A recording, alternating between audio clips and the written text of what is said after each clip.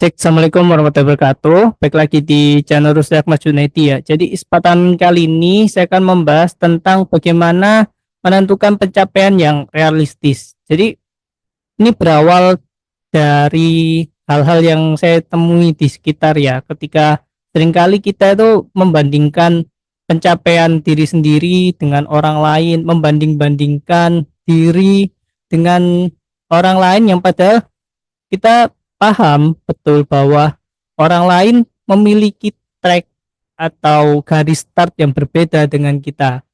Tentu ketika saya ditanya bagaimana menentukan pencapaian yang realistis, tentu saya akan menjawab adalah ketika kita minimal sama atau lebih baik dari pencapaian orang tua kita, kita sudah bisa menyatakan bahwa diri kita berhasil.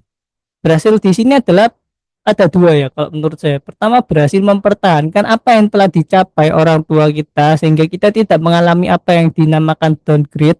Kemudian kalau kita berhasil lebih dari apa yang dicapai oleh orang tua kita dulu, berarti kita sudah mengalami hidup yang meningkat seperti itu. Tentu terlepas dari penentuan pencapaian itu ya, tapi biasanya saya menggunakan metode SMART itu yang teman-teman kalau di manajemen sering tahu ya. SMART itu terdiri dari spesifik, measurable, achievable, relevant, dan time bound. Jadi pertama, menentukan pencapaian yang realistis itu harus spesifik. Nah, spesifik tadi adalah pertama yang saya sampaikan, yaitu adalah ketika kita mengukur pencapaian diri kita, kita bandingkan saja dengan orang tua kita dulu.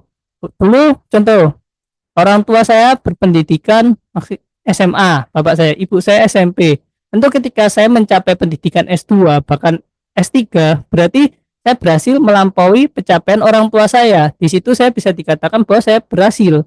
Berhasil yaitu dari segi pendidikan, dari segi hal yang lain tentu bisa kita bandingkan ya. Mungkin kalau secara ekonomi orang tua saya masih lebih unggul daripada saya. Tapi terlepas dari itu ya, step by stepnya jelas, spesifik. Kita punya target yang jelas, yaitu khusus. Spesifik itu kan khusus, yang terarah sehingga jadi kita menentukan sesuatu itu jelas mau kemana. Nah selanjutnya adalah terukur. Nah kita tadi terukur dalam artian target kita apa yang ingin kita capai. Tentu tidak akan semua target sama persis dengan pencapaian orang tua saya, tapi paling tidak apa yang menjadi sisi puzzle yang kosong itu yang berusaha saya isi. Karena apa? Ini study case di saya ya. Jadi study case-nya adalah orang tua saya adalah background keluarga dari bapak saya terutama adalah background militer, yang dimana background militer tuh pendidikan karena dulu militer itu SMA itu sudah bisa menjadi tentara, bahkan sampai sekarang ya minimal tentara itu masuk tamtama itu adalah jenjang SMA. Tentu ketika saya tidak bercita-cita atau berkeinginan melanjutkan karir orang tua saya menjadi seorang militer, tentu saya memilih jalur yang lain yaitu menjadi seorang akademisi atau menjadi dosen dan lain sebagainya. Nah, tentu di situ pasti memang secara regulasi bahwa syarat menjadi dosen di Indonesia itu adalah harus S2 sehingga pendidikan minimal S2 itu saya capai. Namun secara tidak langsung target pendidikan ini mampu menjadi melampaui apa yang telah dicapai orang tua saya dalam segi pendidikan. Tentu di situ kita berkembang, hidup itu berkembang. Itu terus yang terkait dengan measurable atau terukur ini dalam artian adalah kita terukur adanya kuantifikasi dalam setiap target-target kita. Jadi target itu harus jelas. Pendidikan lebih tinggi itu kan abstrak ya. Tapi kalau pendidikan saya S2, nah itu menjadi lebih terukur. Seperti itu. Jadi harus target itu harus dikuantifikasikan.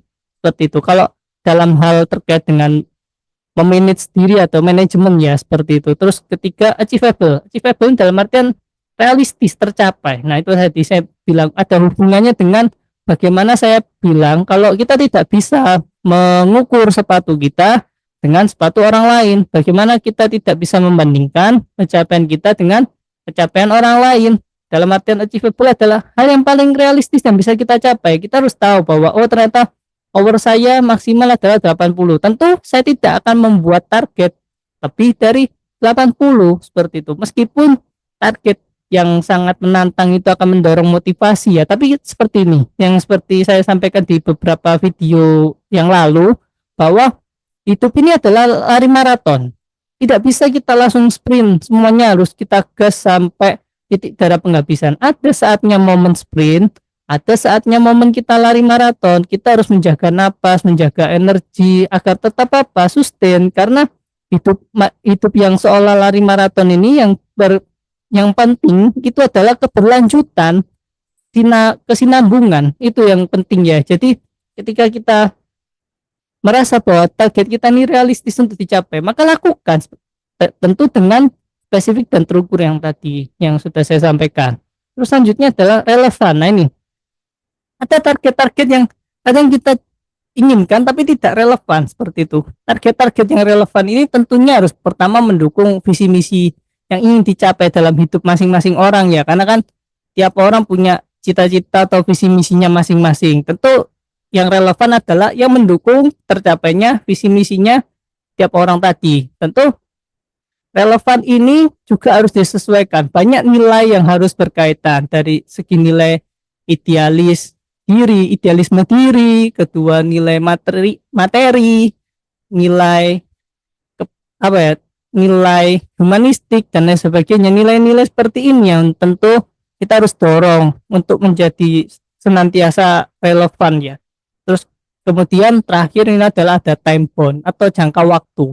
Ini yang membuat target itu menjadi lebih jelas. Ada jangka waktunya, ada kapan kita harus bersantai, ada kapan saatnya kita harus berlari kencang, ada saatnya kapan kita harus untuk diam, bahkan seperti itu.